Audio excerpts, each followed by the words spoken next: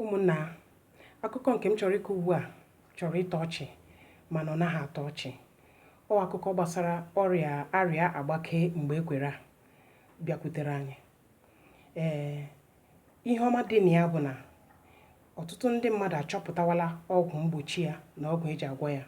Ọ kachasị mba Madagascar dị n'Afrịka. Ha chọpụtara ọgwụ a wee were ya kezuo mba Afrịka dị iche iche nke Nigeria soro keta. Ọgwụ a ọ naghị eri izu ụka abụọ ọ batara n'ala Nigeria, nọrọ n'ime ụlọ gọọmenti etiti. Gọọmenti etiti ewerebe ya nye ndị NAFDAC ka ha nyoba anya maka ọgwụ a.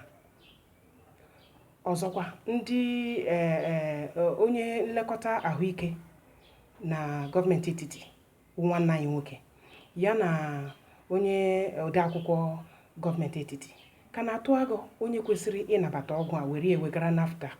Ọ dị mma, anyị ga-ekpe ekpere maka ya. Ọzọkwa, anyị na-anụ n'ikuku ka ndị Madagascar pụtara n'ikuku na-abara ndị nchekwa ahụike ụwa dum na ha ga-apụ n'otu ahụ ebe ha na-achọghị ịnabata ọgwụ a, wee na-agwa ụwa niile na ndị nchekwa ahụike ụwa dum na-ekwe ha nkwa nde narị 20 ka ha nwee ike gbanye ọgwụ ọjọọ n'ime ọgwụ ha. Ọ dị mma, aka nọ na-eche ihe gbasara nke ahụ. Ndị anya hụzie ndị Madagascar na ndị nchekwa ahụike ụwa dum ka ha na-adazi ntị. Ọ dị mma ikpezi o, mana kedu ihe ha na-akọwa ihe anyị na-amaghị? Mana ihe anyị fụtara n'ikuku, ndị Madagascar na-agwazi anyị na ndị NAFDAC, ndị ahụike ụwa dum, ahụike gburugburu anabatala ọgwụ ya, wee na-agwa ha na enwere ọgwụ abụọ, otu ma abụọ a ga-agbanyekwa n'ime ọgwụ ha. Ọgwụ anyị ga-aṅụ dịrị ka nke anyị ga-aṅụ nwụọ. Mana ka anyị hafugoro nke ha, anyị ga-etinye n'ekpere n'ala anyị. Kwana ụmụnne anyị nwa afọ si na ọ chọpụtara ọgwụ a ga-eji gwọọ ihe a, ha achọghị ilebara anya. Anyị ga-ekpe ekpere ka ha lebara anya n'aha Jizọs, nke bụ na ma ha na-atụpụrụ ya ọnụ, anyị lee ma anyị ga-ebido ṅụwa ọgwụ a. Mkpọrọgwụ na-agara anyị ma anya mkpọrọgwụ. Ọ bụrụ mkpọrọgwụ na ahịhịa, anyị ewere ya ṅụwa. Ọzọkwa wụ otu onye ụkọchukwu nọ na steeti Edo si na o jikwe ọgwụ a na ọ na-eche ka ha si ya resiwe ya ndị mmadụ, ka o resiwe ya ndị mmadụ. Ha ewe onye ụkọchukwu ama ama ya. Anyị ga-etinye ihe ndị a n'ekpere ka ndị a hafugodo ọgwụ mgbochi ọrịa ha chọrọ ịgba anyị. Ka anyị were ahịhịa na mkpa akwụkwọ ji nyere onwe anyị aka dịka ndị Igbo. Ekpere bụ ihe ga-azụ anyị. Ngwa ekpere gị.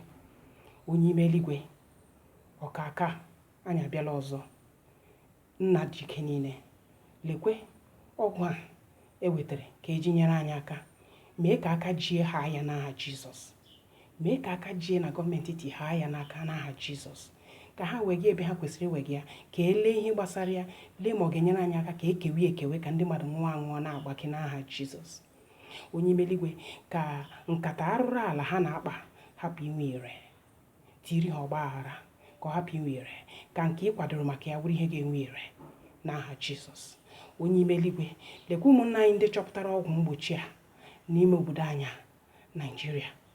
Mee ka elebara ha anya, egere ha ntị, ewere ọgwụ a ka ewere ndị mmadụ ka ha dịrị nwere ahụike n'aha Jizọs.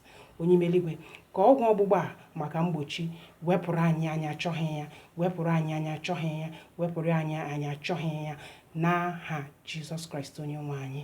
Amen.